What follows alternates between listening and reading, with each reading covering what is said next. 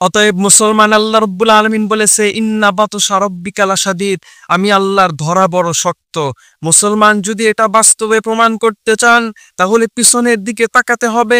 নমরুদকে আমার আল্লাহ রাব্বুল আলামিন ধরেন নাই, কিন্তু যখন ধরেছে নমরুদকে পালাতে দেন নাই। নমরুদকে জুতা পিটা করে নাকের মধ্যে ল্যাংড়া মশা ঢুকায় দুনিয়ার জমিন থেকে বিদায় করে দিয়েছে। ফেরাউনকে আল্লাহ রাব্বুল আলামিন ছাড় দিয়েছে, কিন্তু যখন একটা পর্যায়ে ধরেছে ফেরাউনকে আমার আল্লাহ রাব্বুল আলামিন লোহিত সাগরের মধ্যে চুবা মেরেছে। এরপরে যদি আপনারা তাকান, আবু জেহেল, আবু লাহাব, উতবা, শাইবা, আবরাহা, ওয়ালিদ ইবনে মুগিরা, এরা যখন আল্লাহর রাসূলের বিরোধিতা করেছে, আল্লাহ রাব্বুল আলামিন ছাড় দিতে একটা পর্যায়ে আমার আল্লাহ রাব্বুল আলামিন এই সমস্ত কাফেরদের আন্ডা বাচ্চাগুলোকে যখন ধরেছে তখন একটাকেও পালাতে দেন নাই।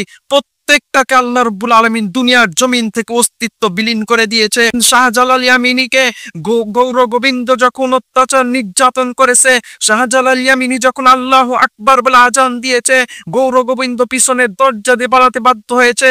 অতএব মুসলমান, 2024 সালের 5 আগস্ট যখন হাসিনা সরকার 15টা বছর অত্যাচার নির্যাতন করেছে, আমার আল্লাহ রাব্বুল আলামিন হাসিনাকে 15টা বছর ছাড় দিয়েছে। কিন্তু যখন দেখেছে হাসিনা আর পদত্যাগ করছে না, হাসিনা জুলুম কমাচ্ছে না, অন্যায় কমাচ্ছে না, ইসলামের বিরুদ্ধিতা কমাচ্ছে না, তখন আল্লাহ রাব্বুল আলামিন হাসিনাকে এমন ভাবে ধরেছে 2024 সালে 5 আগস্ট ছাত্র আন্দোলনের মাধ্যমে হাসিনাকে এমন ধারা ধরেছে, হাসিনাকে আর ছাড় দেয় নাই। হাসিনা পিছনের দরজা দিয়ে পালাতে বাধ্য হয়েছে।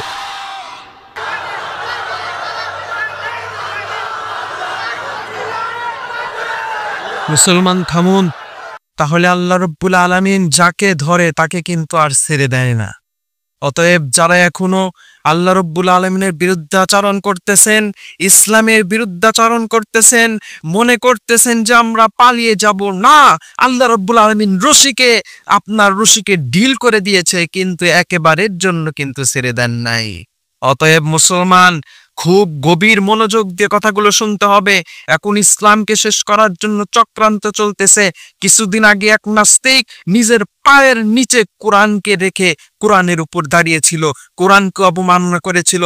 আমরা ওই সমস্ত নাস্তিকদেরকে বলে দিতে চাই, আমাদের বাবার বিরুদ্ধাচরণ করলে আমরা কিছু বলবো না, পরিবারের বিরুদ্ধাচরণ করলে কিছু বলবো না, নেতার বিরুদ্ধাচরণ করলে কিছু বলবো না, কিন্তু ইসলামের বিরুদ্ধে, কোরআনের বিরুদ্ধে, আল্লাহর নবীর ইজ্জতের বিরুদ্ধে যদি কটাক্ষ করেন, আল্লাহর কসম কাফনের কাপড় মাথায় বেঁধে আমরা প্রতিবাদ করার জন্য তো এই রাশি। কথা বলুন ঠিক কিনা?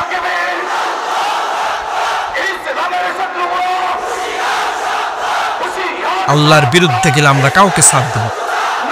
আমরা ওই সময় নেতাকে চিনি না, ওই সময় আমরা কোনো খেতাকে চিনি না, ওই সময় আমরা কোনো দলকে চিনি না। যেই দল ইসলামের বিরোধিতা করবে ওই দলকে আমরা তালাক দেব। মুসলমান, ফাজলামির একটা লিমিট থাকা দরকার। এত আন্দোলন হলো, এত কিচ্ছু হলো, এত কিছু হওয়ার পরেও কিভাবে সাহস পায় কোরআনকে পায়ের নিচে দেওয়ার? কিভাবে সাহস পায় নবীর বিরুদ্ধাচরণ করা? সামান্য কমন সেন্স যাদের নাই তাদেরকে বলবো, কঠিন বিচার করে তাদেরকে হত্যা করতে হবে। তাদের দুনিয়ার জমিনে বেঁচে থাকার কোনো অধিকার নাই। এই মাহফিলের সিজনের শুরুতে আপনাদেরকে বলে গেলাম, যেখানে দেখবেন ইসলামের বিরুদ্ধাচরণ করছে, যেখানে দেখবেন কোরআনের বিরুদ্ধাচরণ করছে, যেখানে দেখবেন নবীর বিরুদ্ধাচরণ করছে, যেই করুক না কেন গণপিটানি দিয়ে জনসম্মুখে হত্যা করে ফেলবেন, কোনো কথা চলবে না। সে যদি আমার বাবাও হয় তাকেও ছাড় দেওয়া যাবে না। সে যদি আমার দলের কোনো নেতা হয় তাকেও ছাড় দেওয়া যাবে না। সে যদি আমার কোনো বড় অফিসার হয় তাকেও ছাড় দেওয়া যাবে না। যেই হোক না কেন